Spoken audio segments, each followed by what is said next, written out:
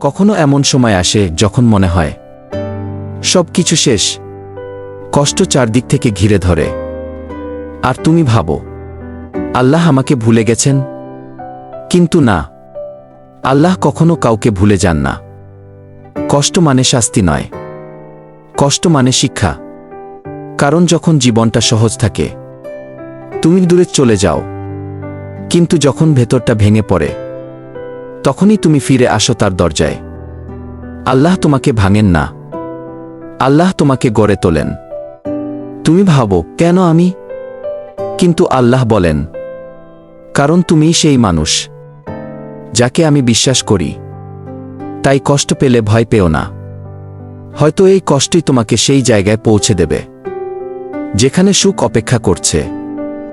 মনে রেখো, আল্লাহ কষ্ট দেন না, আল্লাহ মানুষকে পরিণত করেন। যদি কথাগুলো হৃদয় ছুঁয়ে যায়, ভিডিওটা শেয়ার করো। হয়তো তোমার এক ক্লিকেই কারো মন বদলে যাবে।